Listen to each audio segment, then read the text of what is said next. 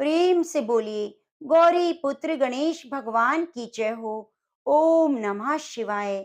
लक्ष्मी नारायण भगवान की जय हो। रिझात रीझा जीवन बीता, रीझे ना तुम श्याम। एक पल में रीझ गए, जब मुंह से निकला राधा नाम। तो प्रेम से बोलिए राधा कृष्ण भगवान की जय हो। प्रिय भक्तजनों, आज भादो मास के शुक्ल पक्ष की परिवर्तनी एकादशी है। आज के दिन एकादशी की कथाओं को सुनने से संतान सुखी होती है और सभी आने वाले संकट दूर हो जाते हैं। गरीबी और दरिद्रता भी दूर हो जाती है। तो आज मैं आपको सुनाने जा रही हूँ एकादशी की बड़ी ही दुर्लभ और पवित्र कथाएं। किंतु एक बात का विशेष ध्यान रखिएगा, इन कथाओं को पूरा सुनने से ही हमारी मनोकामनाएं पूरी होती हैं। कथाओं को आधा अधूरा छोड़ने से पूर्ण फल की प्राप्ति नहीं होती।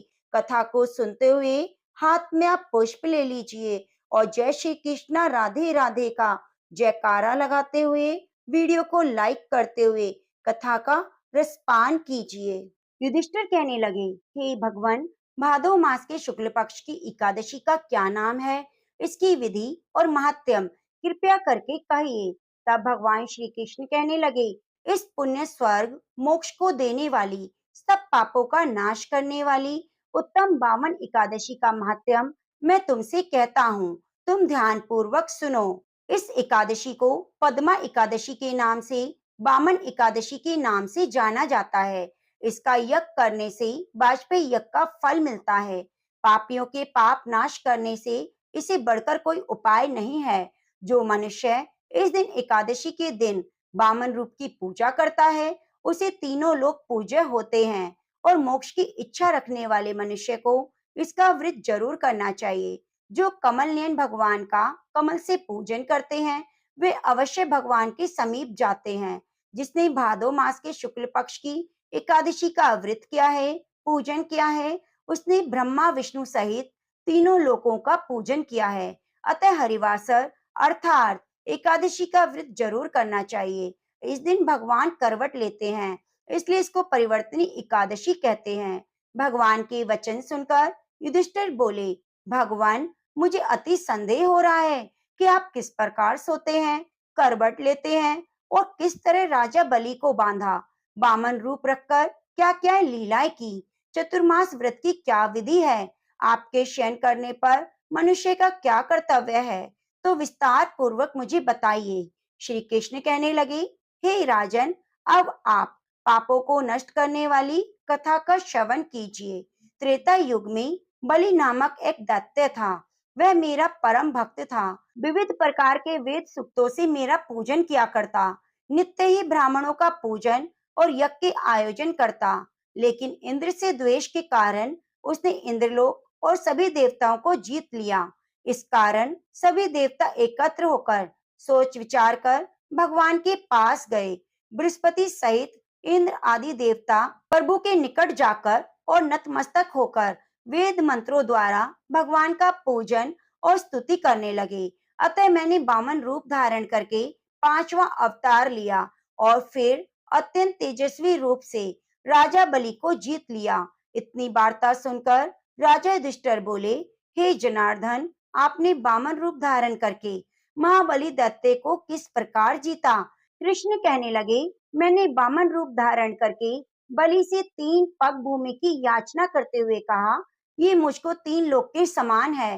हे राजन, यह तुमको अवश्य ही देनी होगी। राजा बलि ने इसे तुच्छ याचना समझकर 3 पग भूमि का संकल्प मुझको दे दिया और मैंने अपने त्रिविक्रम रूप को बढ़ाकर यहाँ तक कि भूलोक में पद, भूर्वलोक में जंघा, स्वर्ग लोक में कमर, महालोक में पेट, जनलोक में हृदय, यमलोक में कंठ की स्थापना कर सत्यलोक में मुख और उसके ऊपर मस्तक स्थापित किया।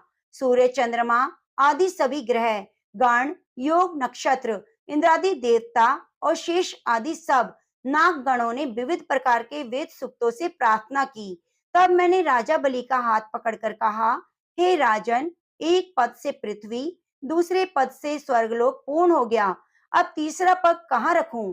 तब बलि ने अपना सिर झुका दिया और मैंने अपना तीसरा पैर उसके मस्तक पर रख दिया, जिससे वह मेरा भक्त पाताल को चला गया। फिर उसकी विनती और नम्रता को देखकर मैंने कहा, हे बलि, मैं सदैव तुम्हारे निकट रहूंगा।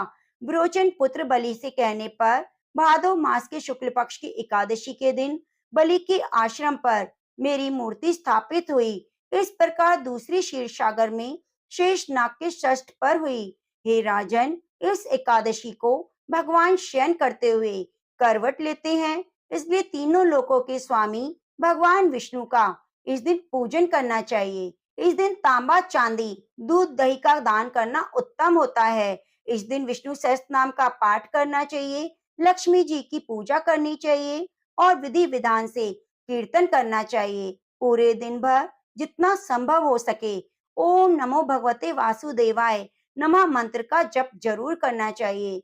जो विधि पूर्वक इस एकादशी का व्रत का पालन करते हैं, वे सभी पापों से मुक्त होकर स्वर्ग में जाकर चंद्रमा के समान प्रकाशित होते हैं और यश पाते हैं। जो पापनाशक कथा को पढ़ते सुनते हैं, उनको 1000 अश्वमेध यज्ञ का फल प्राप्त होता है। तो हे युधिष्ठिर, यह कथा मैंने तुमको सुनाई, जो बहुत ही दुर्लभ है, और इसके सुनने मात्र से सभी कष्टों का निवारण हो जाएगा। तो प्रेम से बोलिए, लक्ष्मी नारायण भगवान की जय हो, बाके बिहारी लाल की जय हो, तुलसी शालिग्राम की जय हो। एक बार जब श्री कृष्ण ने राधा जी से पूछा कि उनकी भक्ति का रहस्य क्या है, तो राधा जी ने उत्तर दिया कि उनकी भक्ति में केवल प्रेम और समर्पण है। राधा जी ने भगवान श्री कृष्ण को भक्ति का सबसे सुंदर और महान रूप दिखाया। एक बार नारद मुनि ने पृथ्वी लोक पर राधा नाम की महिमा सुनी और सुना कि वही ही श्री कृष्ण की अधिष्ठात्री देवी हैं और सबसे बड़ी भक्त हैं। नारद जी को लगता था कि वे श्री हरि के सबसे बड़े भक्त हैं। अपने मन की शंका का निवारण करने के लिए नारद जी श्री कृष्ण के पास गए।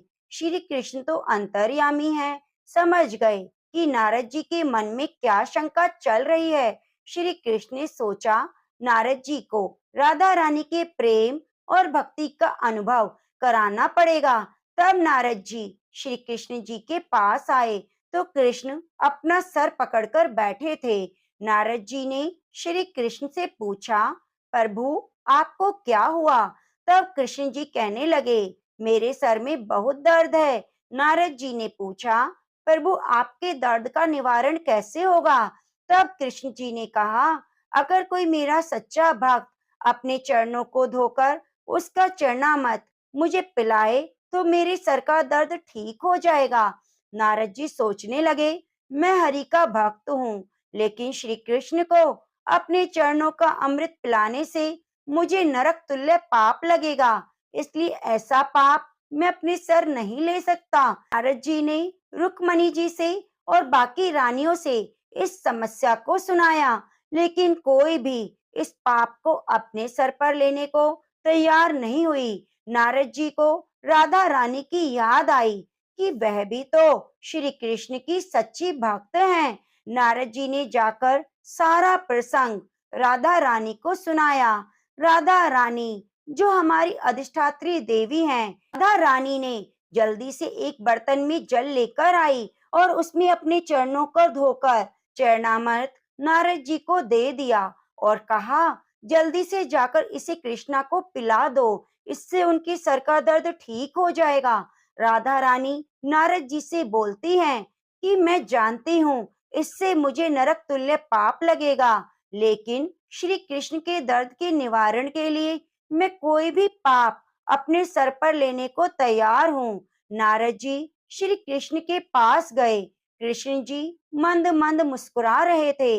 अब तक नारद जी समझ गए कि राधा रानी श्री कृष्ण से निश्चल प्रेम करती है और उनकी सबसे बड़ी भक्त है। श्री कृष्ण ने ये सारी लीला मुझे एहसास कराने के लिए रची है।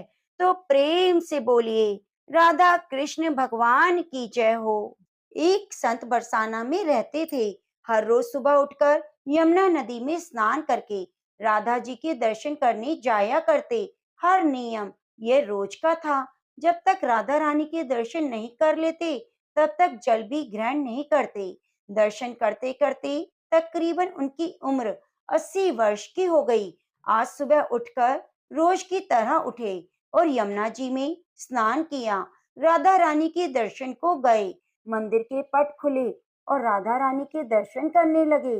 दर्शन करते करते संत जी के मन में भाव आया कि मुझे राधा रानी के दर्शन करते करते 80 वर्ष हो गए, लेकिन मैंने आज तक राधा रानी को कुछ नहीं चढ़ाया। लोग राधा रानी के लिए नारियल लाते हैं, चुनरी लाते हैं, चूड़ी लाते हैं, तो कोई बिंदी साड़ी लाता है, लहंगा चुनरी लाता है, लेकिन मैंने आज तक कुछ भी नहीं चढ़ाया। यह विचार संत जी के मन में आया कि जब सभी मेरी राधा रानी के लिए कुछ न कुछ लाते हैं, तो मैं भी अपनी राधा रानी के लिए कुछ न कुछ लेकर जरूर आऊंगा। लेकिन क्या लाऊं जिससे मेरी राधा रानी खुश हो जाए? तो संत जी यह सोचकर अपनी कुटिया में आ गए। सारी रात सोचते सोचते सुबह हो गई। उठे, उठकर स्नान किया और आज अपनी कुटिया में ही राधा रानी के दर्शन पूजन किए। दर्शन के बाद बाजार में जाकर सबसे सुंदर वाला लहंगा, चुनरी कपड़ा लिया और कुटिया में आकर अपने हाथों से लहंगा चुनरी सिली और सुंदर सुंदर लहंगा चुनरी पर गोटा लगाया। जब पूरा लहंगा तैयार हो गया तो मन में सोचा, मैं लहंगा चुनरी को राधा रानी को अपने हाथों से पहनाऊंगा तो मेरी राधा रानी बहुत ही सुंदर लगेंगी। यह सोचकर आज संत जी उस लहंगा चुनरी को लेकर राधा रानी के मंदिर चले गए। मंदिर की सीढ़ियां चढ़ने लगे और अपने मन में सोच रहे हैं कि आज मेरे हाथों के बनाए हुए लहंगा चुनरी को राधा रानी को पहनाऊंगा, मेरी लाडली बहुत सुंदर लगेगी। यह सोचकर वे चढ़ ही रहे थे तो इतने में एक बरसाने की लड़की आई और कहने लगी, बाबा आज बहुत खुश हो, क्या बात है? बाबा बताओ ना। बाबा ने कहा, लाली आज मैं बहुत खुश हूँ। आज मैं अपने हाथों से राधा रानी के लिए लहंगा चुनरी बनाई है। इस लहंगा चुनरी को राधा रानी जी को पहनाऊंगा और मेरी राधा रानी बहुत सुंदर दिखेगी। उस लाली ने कहा, बाबा मुझे दिखाओ ना अपनी लहंगा चुनरी कैसी बनाई है। लहंगा चुनरी देखकर वह लड़की बोली, अरे बाबा राधा रानी के पास तो बहुत सारी पोशाक हैं, तो मुझे दे दो। महात्मा बोले, बेटी तुमको मैं दूसरे बाजार से दिलवा दूंगा, मैंने ये अपने हाथों से बनाया है, मैं राधा रानी के लिए लेकर जा रहा हूँ, तुमको कोई और दिलवा दूंगा। प्रिय भक्तों, लेकिन छोटी सी बालिका ने महात्मा का दुपट्टा पकड़ लिया और बाबा मुझे दे दो, और संत भी जिद करने लगे, दूसरा दिलवा दूंगा, ये नहीं दूंगा। लेकिन बच्ची भी इतनी तेज थी कि संत के हाथ से छुड़ाकर लहंगा चुनरी को छीनकर भाग गई। तो बाबा को बहुत दुख हुआ कि मैंने आज तक लाली के लिए कुछ नहीं बनाया, लेकिन जब मैं अपनी लाडली के लिए लेकर आया तो ये लेकर मेरे से भाग गई। मेरा तो जीवन ही खराब है, अब क्या करूं? यह सोचकर संत जी उन्हीं सीढ़ियों पर बैठकर रोने लगे। इतने में कुछ संत वहां आए और पूछा, क्या बात है बाबा, क्यों रो रहे हो? तो बाबा ने उन संतों को पूरी बात बता दी। संतों ने बाबा को समझाया कि दुखी मत हो, कल दूसरा लहंगा चुनरी बनाकर राधा रानी के लिए ले आना और पहना देना। चलो राधा रानी के दर्शन कर लेते हैं। इस प्रकार संतों ने बाबा को समझाया और राधा रानी के दर्शन को लेकर गए। रोना तो बंद हो गया, लेकिन मन बहुत उदास था क्योंकि कामना पूरी नहीं हुई। अनमने मन से राधा रानी का दर्शन करने के लिए संत जा रहे थे और मन में सोच रहे थे कि मुझे लगता है कि किशोरी जी की इच्छा नहीं थी, शायद राधा रानी मेरे हाथों से बनी पोशाक पहनना ही नहीं चाहती। ऐसा सोचकर बड़े दुखी होकर जा रहे थे। मंदिर आकर राधा रानी के पट खोलने का इंतजार करने लगे। थोड़ी देर बाद मंदिर के पट खुले तो संतों ने कहा, बाबा देखो आज हमारी राधा रानी बहुत सुंदर लग रही है। संतों की बात सुनकर जैसे बाबा ने अपना सिर उठाकर देखा तो जो लहंगा चुनरिया बाबा ने अपने हाथों से बनाई थी वही राधा रानी ने पहनी थी। बाबा बहुत खुश हुए और राधा रानी से कहा, राधा रानी, आपको इतना सब्र नहीं? आप मेरे हाथों से मंदिर की सीढ़ियों से लेकर भाग गई। ऐसा क्यों सर्वेश्वरी? श्री राधा रानी ने कहा। बाबा, आपके भाव को देखकर मुझसे रहा नहीं गया। यह केवल पोशाक नहीं, इसमें आपका प्रेम है।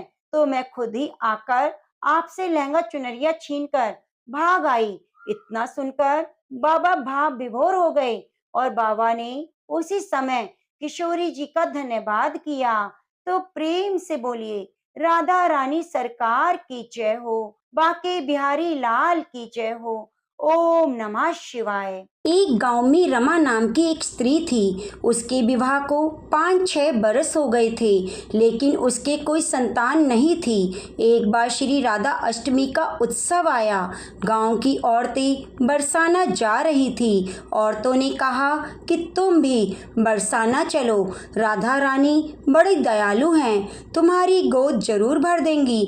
वह स्त्री कई महीनों से घर से बाहर नहीं निकली थी, इसलिए उसके पति और सास ने भी उसे जाने की आज्ञा दे दी। बस उसने मन में ठान लिया कि राधा रानी मेरी गोद जरूर भरेंगी। जिस दिन उसे जाना था उस दिन उसके पैर में चोट लग गई, चला भी नहीं जा रहा था। फिर भी स्त्रियों के संग यात्रा पर चली गई। सारे रास्ते राधा कृष्ण जी का जप कीर्तन करती रही और बरसाना पहुंचकर नहा धोकर राधा जी के मंदिर में जाने के लिए तैयार हुई। राधा जी के महल में जब जाते हैं तो ऊपर बहुत सी सीढ़ियां चढ़नी पड़ती हैं। रमा जैसे ही सीढ़ियां चढ़ने लगी तब वह स्त्रियों से बोली कि तुम लोग आगे आगे चलो, मैं धीरे धीरे सीढ़ियों से आ रही हूँ। मेरे पैर में चोट लगने की वजह से मुझसे चला नहीं जा रहा। 2-4 सीढ़ियां चढ़ने के बाद उसका पैर मुड़ गया और वह नीचे गिरने लगी। तभी एक 7-8 साल की कन्या ने उसका हाथ पकड़ लिया।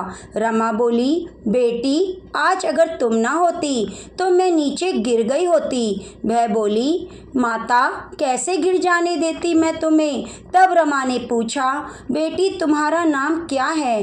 वह बोली, लाडो नाम है मेरा, यहीं पास में रहती हूँ। वे दोनों सीढ़ियों पर बैठ गई। लाडो कहने लगी, माता मेरे लिए क्या लाई हो? ना कोई जान ना कोई पहचान।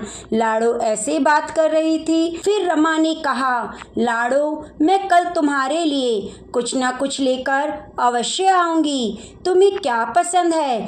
तब लाडो कहने लगी, मुझे नथनी, गले का हार, कान के कुंडल, चूड़ियाँ, मेहंदी, घाघरा चोली, यह सब पसंद है, कुछ भी ले आना। इतना कहकर मैं भाग गई। जैसे तैसे रमा भी मंदिर के दर्शन करके लौट आई। फिर रमा उस बालिका के बारे में सोचने लगी और बाजार में उसने गले का हार और चूड़ियाँ उसके लिए ले ली। अगले दिन उसी जगह जहाँ लाडो उसे मिली थी वहीं जाकर लाडो का इंतजार करने लगी। थोड़ी देर बाद लाडो उसको उसी जगह पर मिली। जैसे ही रमा ने लाडो को चूड़ियाँ और गले का हार दिया, वह बोली, बस इतनी सी चीजें लाई हो, और मुंह फुलाकर बैठ गई। तब रमा बोली, अभी मैं यहाँ पर 8 दिन हूँ, रोज तुम्हारे लिए कुछ ना कुछ लाया करूँगी। यह सुनकर लाडो उसकी गोद में बैठ गई और गले से लग गई। रमा तो रोने लगी क्योंकि उसे एक संतान मिल गई। बड़े प्यार से उसके सिर पर हाथ फेरा। ऐसे ही वह फिर चली गई। रमा ने मंदिर से आकर घाघरा चोली उसके लिए बनवाए। ऐसे ही रोज कुछ ना कुछ उसे दे देती। एक दिन रमा कहती है, अब ये सारी चीजें मुझे पहनकर दिखाओ। लाडो बोली, कल राधा अष्टमी है, मैं इसे पहनूंगी। इस बार लाडो के साथ एक लड़का भी आया। उसे देखकर रमा ने कहा, आज पता नहीं मेरे मन में क्या आया, मैंने एक धोती और मुकुट मोर वाला लिया है, क्या मैं इसे दे दूं? लाडो बोली, ये कनवा है, मेरे साथ ही रहता है, तुम इसे दे दो। ऐसा कहकर वे दोनों चले गए। अगले दिन राधा अष्टमी थी। जब रमा सीढ़ियों पर आई, वहाँ उसे आज कोई नहीं मिला, न वो लाड़ो और न वो लड़का। बहुत इंतजार के बाद जब वह मंदिर पहुंची तो वहाँ बहुत भीड़ थी। कीर्तन और नृत्य हो रहा था। इसी तरह भीड़ को चीरती हुई वह आगे पहुंची। वहाँ पहुंचकर राधा जी को देखा, ठाकुर जी को देखा। रमा ने जो जो चीजें लाड़ो को दी थी वह सारा सामान राधा कृष्ण जी पहने हुए थे। वह पत्थर सी हो गई, आंखों से आंसू बहने लगे। बात समझते देर न लगी कि वह लाड़ो राधा जी और कन्वा कृष्ण जी हैं। स्वयं जगत के पालनहार उसके पास आते थे। राधा जी उसकी गोद में बैठती थी और मातृत्व का सुख प्रदान करती थी। वह तो जैसे बावरी हो गई, दिन रात लाड़ो लाड़ो कहती। वह स्त्रियों से बोली, तुम घर जाओ, मैं नहीं जाऊंगी। उसकी सास और पति भी उसे लेने आए, पर वह नहीं गई।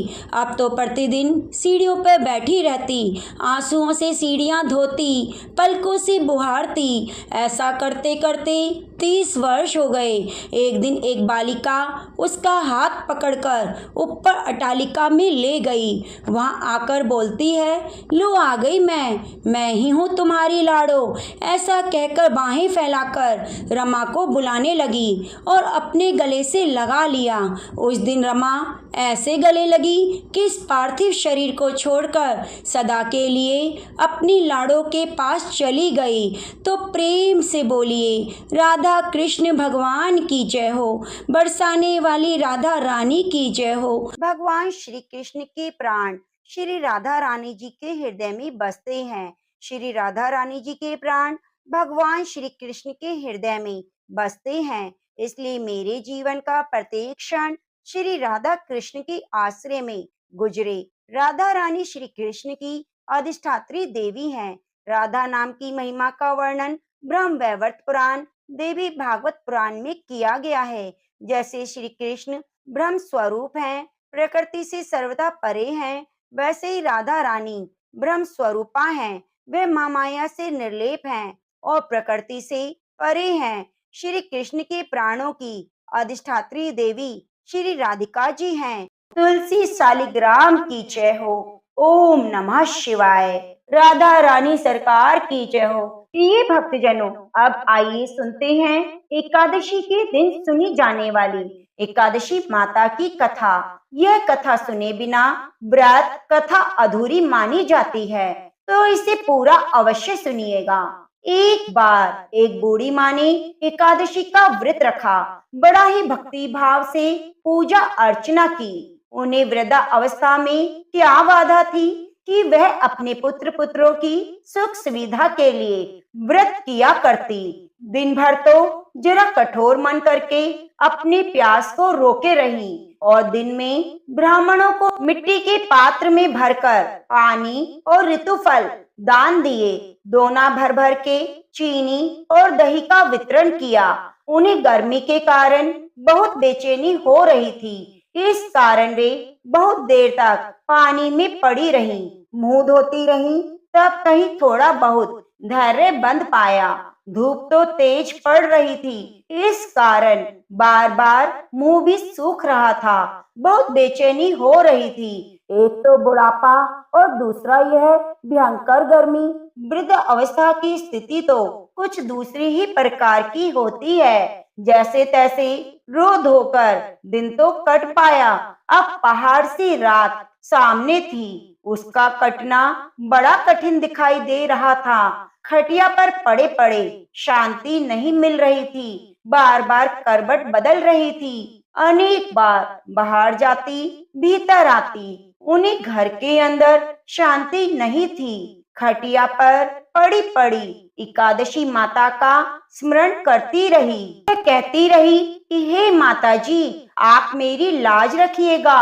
आप ही मुझे शांति दीजिएगा, जिससे मैं यह व्रत रख सकूं। यह पार सी रात शांति पूर्वक व्यतीत हो सके। प्यास के कारण बूढ़ी माँ की तो बेचैनी बढ़ रही थी। उन्होंने धैर्य रखने का बहुत प्रयास किया, किंतु सहनशीलता की सीमा टूट गई। घबराकर एकदम चिल्ला उठी, बचाओ बचाओ।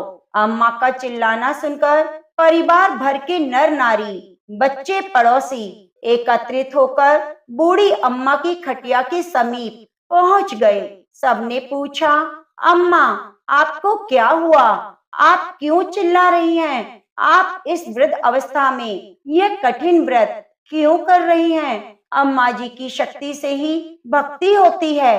थोड़ी ही देर में वे फिर से बोली, अरे मेरे प्राण निकले जा रहे हैं, मेरी छाती पर ठंडे पानी का घड़ा रख दो।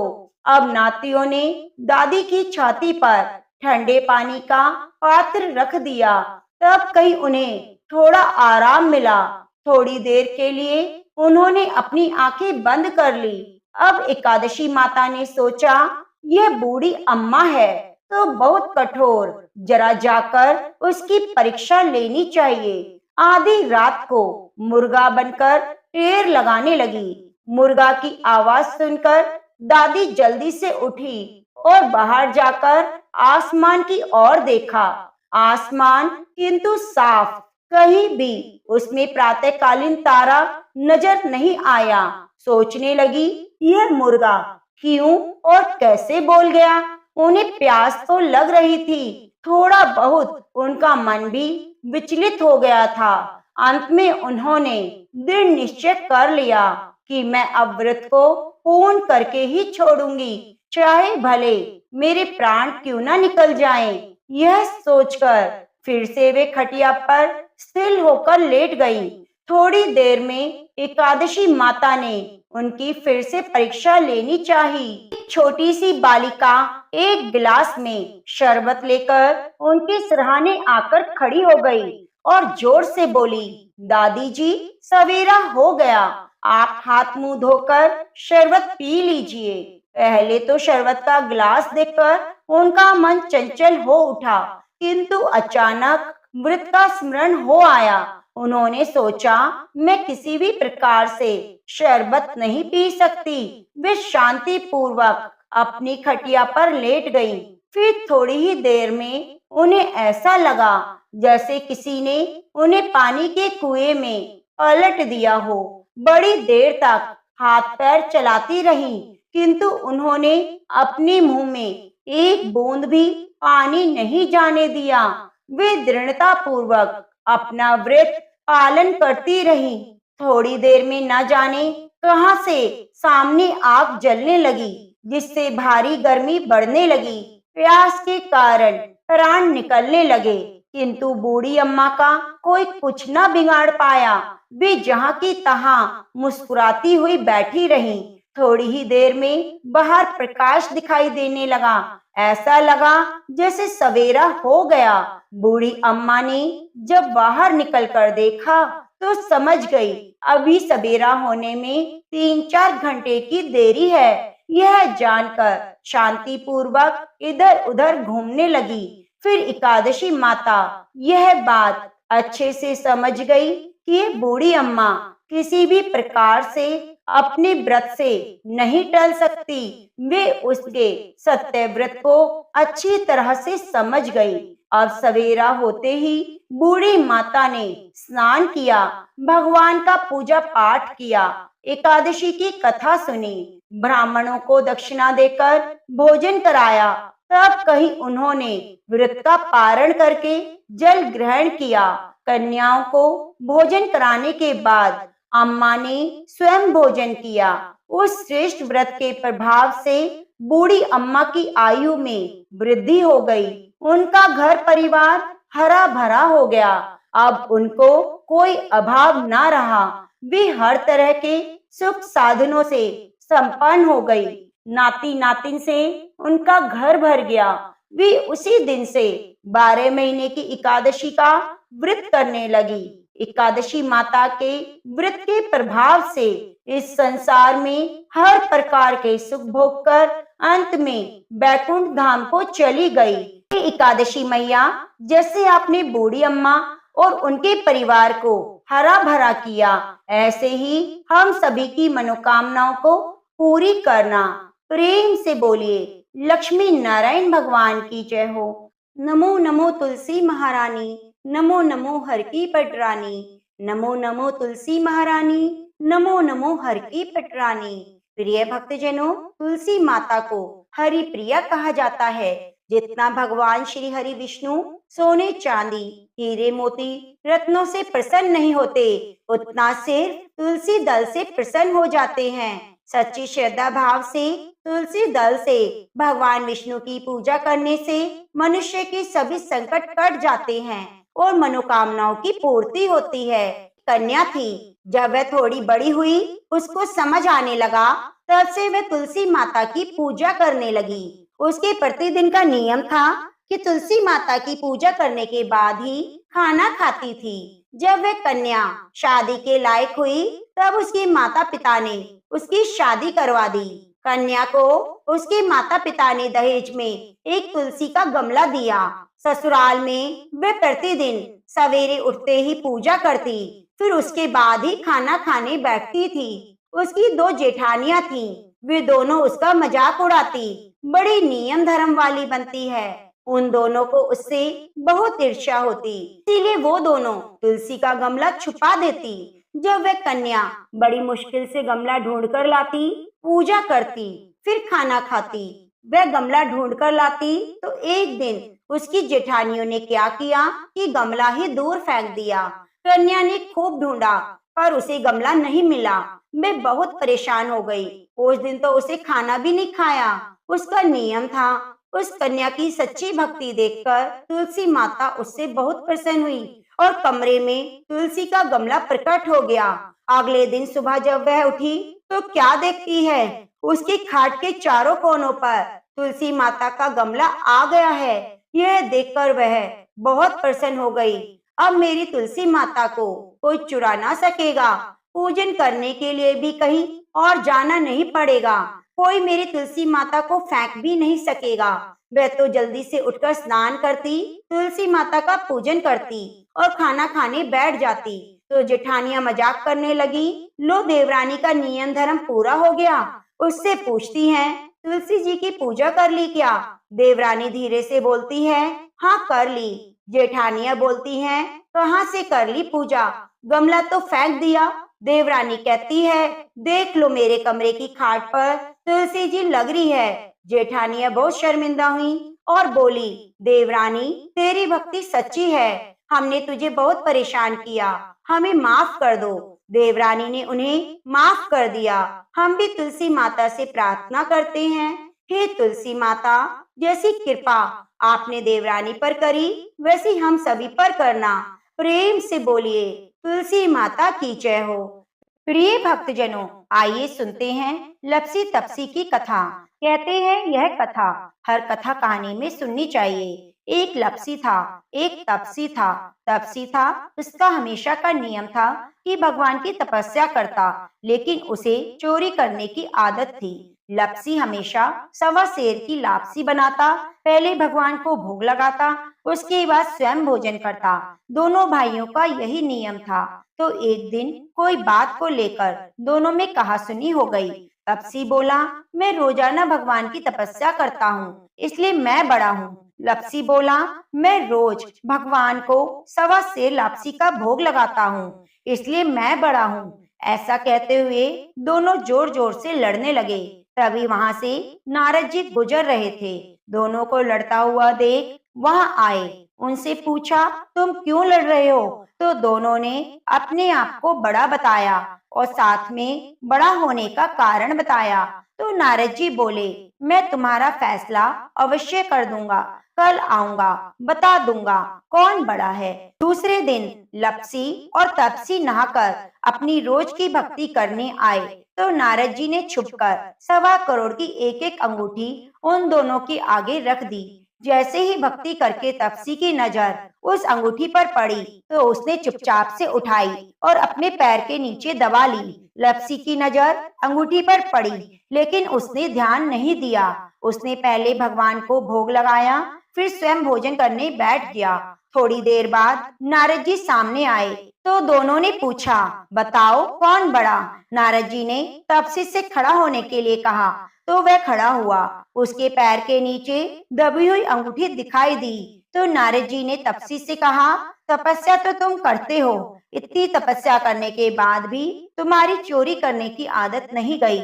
यह अंगूठी मैंने ही तुम दोनों के आगे रखी थी। मैं देखना चाहता था कि तुम दोनों में किसके मन में लालच है, तो तूने अंगूठी दिखाई पड़ते ही झट से अपने पैर के नीचे दबा ली। लेकिन लप्सी का ध्यान अंगूठी पर गया, फिर भी उसने अंगूठी नहीं उठाई, ना ही अपना ध्यान भटकाया। उसने सिर्फ भगवान को ध्यान में रखा, भोग लगाया और स्वयं भोजन किया। इसलिए लप्सी बड़ा है, तुम्हें तुम्हारी तपस्या का कोई फल मिलने वाला नहीं। जितनी चाहे मर्जी तुम तपस्या कर लो, तुम्हें कोई फल नहीं मिलेगा। तो तपसी को यह सुनकर बहुत दुख हुआ, वह शर्मिंदा हुआ, नारद जी से माफी मांगी और कहने लगा, आज तक मेरी गलती माफ करो, मुझे बताओ मेरी तपस्या का फल कैसे मिलेगा। आज के बाद मैं कभी चोरी नहीं करूंगा।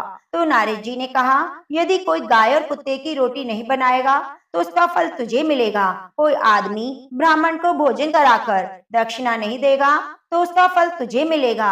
यदि कोई सूट साड़ी देकर उस पर भेंट स्वरूप रुपए नहीं देगा तो उसका फल तुझे मिलेगा।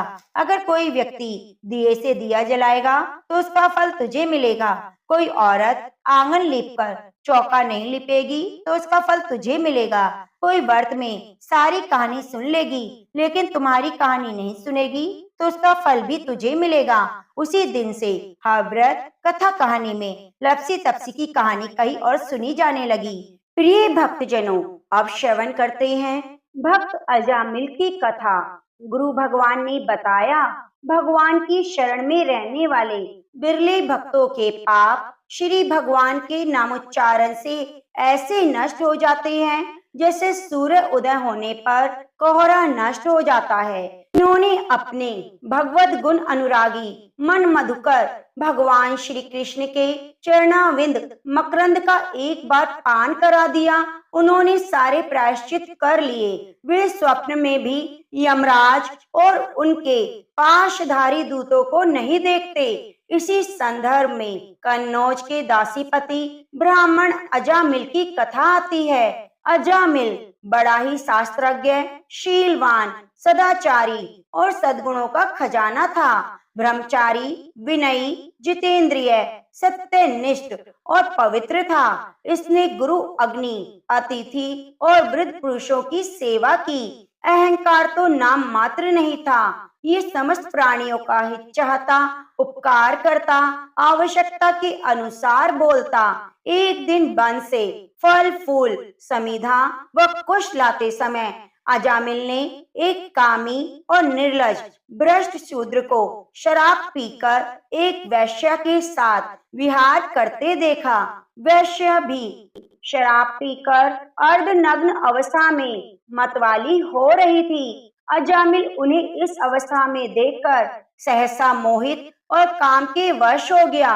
उसने अपने धैर्य और ज्ञान के अनुसार अपने काम वेग से विचलित मन को रोकने की बहुत कोशिश की, परंतु उस वैश्या को निमित्त बनाकर काम पिशाच ने अजामिल के मन को ग्रसित कर लिया।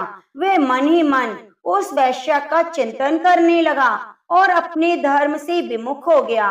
उस उल्टा को प्रसन्न करने के लिए अजामिल ने अपने पिता की सारी संपत्ति भी दे डाली। अपनी कुलीन नवविवाहिता पत्नी का त्याग कर दिया।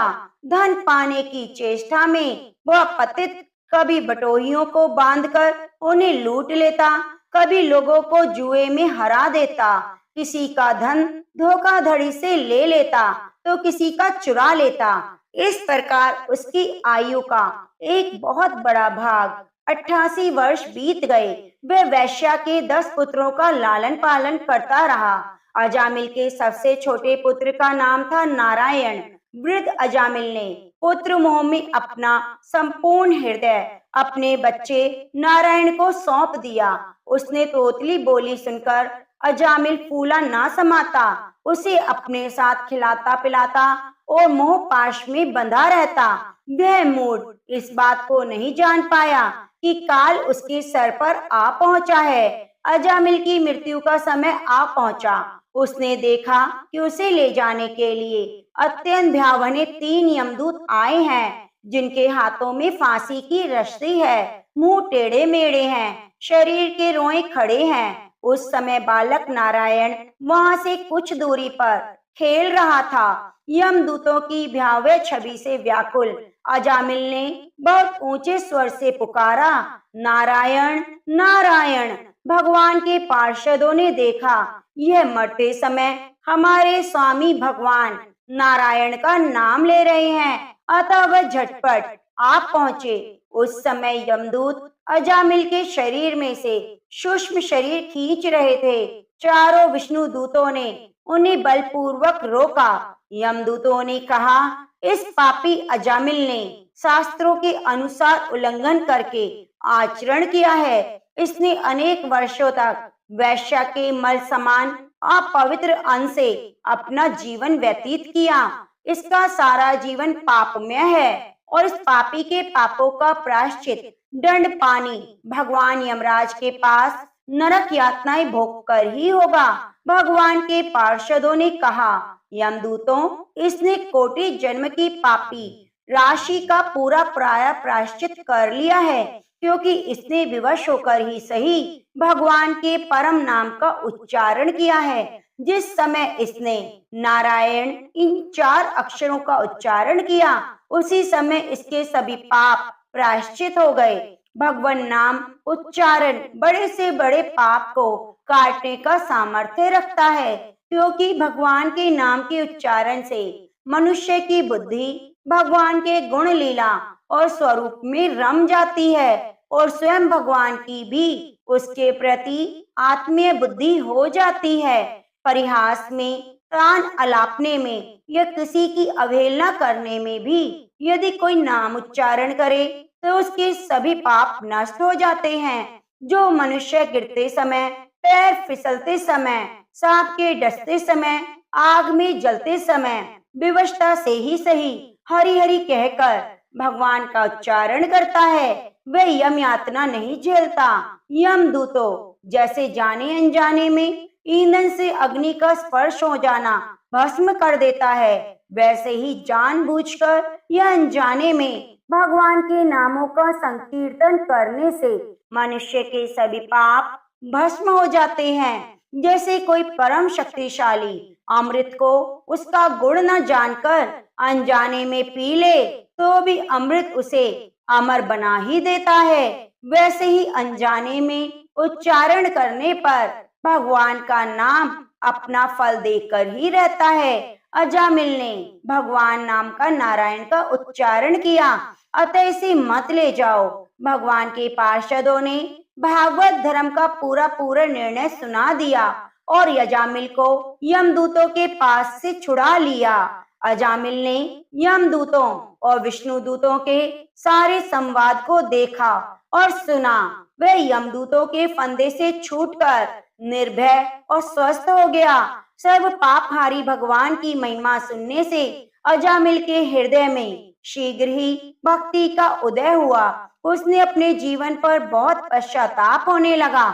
उसके हृदय में संसार के प्रति तीव्र वैराग्य हो गया। अजामिल सबके बंधन और मोह को छोड़कर हरिद्वार चला गया। योग मार्ग और आत्मचिंतन का आश्रय लेकर अजामिल ने इंद्रियों, मन, बुद्धि को विषयों से पृथक कर भगवान में लीन कर दिया। तब उसने देखा उसके सामने वही चारों विष्णु दूत हैं जिन्हें उसने पहले देखा। अजामिल ने सर झुका दिया। उनका दर्शन और कथा को पूरा जरूर सुनिए। एक बार भगवान शंकर स्नान के लिए भोगवती नामक नदी पर गए। उनके चले जाने के बाद पार्वती जी ने अपने तन के मैल से एक पुतला बनाया, जिनका नाम उन्होंने गणेश रखा। गणेश को द्वार पर एक मुद्गर देकर बिठाया कि जब तक मैं स्नान करूं तब तक किसी पुरुष को अंदर मत आने देना। भोगवती पर स्नान करने के बाद जब भगवान शंकर आए तो गणेश जी ने उन्हें द्वार पर रोक दिया। क्रोधित होकर भगवान शंकर ने उनका सिर धड़ से अलग कर दिया और अंदर चले गए। पार्वती जी ने समझा कि भोजन में देर हो जाने के कारण ही भगवान शंकर नाराज हैं। उन्होंने फौरन 2 थालियों में भोजन परोसकर शंकर जी को भोजन करने के लिए बुलाया। शंकर जी ने 2 थाल देखकर पूछा, दूसरा थाल किसके लिए है? पार्वती जी बोली, हमारे पुत्र गणेश के लिए, जो बाहर पहरा दे रहे हैं। यह सुनकर शंकर जी ने कहा, मैंने तो उसका सिर काट दिया। यह सुनकर पार्वती जी दुखी हुई और प्रिय पुत्र गणेश को पुनः जीवित करने की प्रार्थना करने लगी। उन्होंने चंडी रूप धारण कर लिया और चारों तरफ त्राही त्राही मचा दी। यह देखकर देवता भयभीत हो गए और उन्होंने शंकर जी को, गणेश जी को पुनः जीवित करने के लिए बार बार आग्रह किया। देवताओं के आग्रह करने पर और देवी को शांत करने पर शंकर जी ने तुरंत ही पैदा किए हुए हाथी के बच्चे का सिर काटकर बालक के धड़ से जोड़ दिया। तब पार्वती जी ने प्रसन्नता पूर्वक पति पुत्र को भोजन कराकर स्वयं भोजन किया। यह घटना भादो मास के शुक्ल चतुर्थी को हुई थी, इसीलिए इसका नाम गणेश चतुर्थी पड़ा। और इसी दिन भगवान गणेश के जन्म के उत्सव में 10 दिन तक यह त्योहार मनाया जाता है। इस एकादशी का व्रत करने मात्र से धन सुख सौभाग्य प्राप्त होता है, लेकिन जो व्रत भी नहीं करते लेकिन हरि नाम का कीर्तन करते हैं, दान पुण्य करते हैं, उन्हें भी अपार सुख की प्राप्ति होती है। इस पवित्र एकादशी के दिन भगवान विष्णु के वामन अवतार की पूजा की जाती है। परिवर्तनी एकादशी का व्रत और कथाओं को सुनने से 1000 वाजपेयी यज्ञ के बराबर फल मिलता है। कृष्ण जी के जन्म के 18वें दिन माता यशोदा ने उनका जलवा पूजन किया, इसलिए इसे डोल ग्यारस कहते हैं। और इस दिन भगवान कृष्ण की डोल यात्रा निकाली जाती है। माना जाता है कि इस दिन माता यशोदा ने जलाशय में जाकर कृष्ण जी के वस्त्र धोए, इसलिए इसे जल झूलनी एकादशी भी कहते हैं। इस दिन व्रत पूजा करने से माता लक्ष्मी की अपार कृपा प्राप्त होती है। ओम जय एकादशी माता, मैया जय एकादशी माता। विष्णु पूजा व्रत को धारण कर शक्ति मुक्ति पाता। ओम जय एकादशी माता, तेरे नाम गिनाऊं देवी, भक्ति प्रदान करनी, गण गौरव क्यों देनी माता, शास्त्रों में वर्णी। ओम जय एकादशी माता, मार्गशीर्ष के कृष्ण पक्ष की उत्पन्ना, विश्व तारिणी जनमी, शुक्ल पक्ष में हुई मोक्षदा, मुक्तिदाता बने आई। ओम जय एकादशी माता, पोष के कृष्ण पक्ष की शफला नामक है, शुक्ल पोष में होए पुत्रदा, आनंद अधिक रहे। ओम जय एकादशी माता, नाम षट तिला माघ मास में कृष्ण पक्ष आवे, शुक्ल पक्ष में जया कहावे, विजय सदा पावे। ओम जय एकादशी माता, विजया फागुन कृष्ण पक्ष में शुक्ला आमल की, पाप मोचिनी कृष्ण पक्ष में चैत्र महाबली की। ओम जय एकादशी माता, चैत्र शुक्ल में नाम कामदा, धन देने वाली मैया धन देने वाली, नाम बरुथन कृष्ण पक्ष में वैशाख महावाली। ओम जय एकादशी माता, शुक्ल पक्ष में होए मोहिन, अपराजेष्ठ कृष्ण पक्षी, नाम निर्जला सब सुख करणी, शुक्ल पक्ष राखी। ओम जय एकादशी माता, योगिनी नाम आषाढ़ में जानो, कृष्ण पक्ष करनी मैया कृष्ण पक्ष करनी, देवी शैनी नाम कहाओ, शुक्ल पक्ष धर। ओम जय एकादशी माता, कामी का श्रवण मास में आवे, कृष्ण पक्ष कहिए मैया कृष्ण पक्ष कहिए, श्रावण शुक्ला होए पवित्र, आनंद से रहिए। ओम जय एकादशी माता, या भाद्रपद कृष्ण पक्ष की परिवर्तनी शुक्ला मैया परिवर्तनी शुक्ला, इंदिरा अश्विनी कृष्ण पक्ष में व्रत से भव सागर निकला। ओम जय एकादशी माता, पापा कुंशा है शुक्ल पक्ष में, आप हरणहारी मैया आप हरणहारी, रमा मासी कार्तिक आवे सुखदायक भाई। ओम जय एकादशी माता देवोत्थाने शुक्ल पक्ष की दुखनाशक मैया, दुखनाशक मैया, पावने मास में करो विनती, पार करो नैया। ओम जय एकादशी माता परमा कृष्ण पक्ष में होती जन मंगल करण, मैया जन मंगल करणी, शुक्ल मास में होए पद्मिनी दुखदारिद हर। ओम जय एकादशी माता जो कोई आरत एकादशी की भक्ति सहित गावे, जन गुरुदिता स्वर्ग का वासा निश्चय वह फल पावे। ओम जय एकादशी माता, ओम जय एकादशी माता, बोलो एकादशी माता की जय हो। नमो नमो तुलसी महारानी, नमो नमो हर की पटरानी, जाको दरस परस अग्नासी, महिमा वेद पुराण बखानी, शाखा पत्र मंजरी कोमल, श्रीपति चरण कमल लपटानी, धन्य आप ऐसो व्रत कीनो, शालिग्राम के शीश चढ़ानी, छप्पन भोग धरे हरि आवे, तुलसी बिनु प्रभु एक न मानी, प्रेम प्रीति कर हरि वश कीने, सांवरी सूरत हृदय समानी, मीरा के प्रभु गिरधर नागर, भक्ति दान दीजिए महारानी, भक्ति दान दीजिए महारानी। प्रेम से बोलिए जय श्री कृष्णा, राधे राधे, तुलसी शालिग्राम की जय।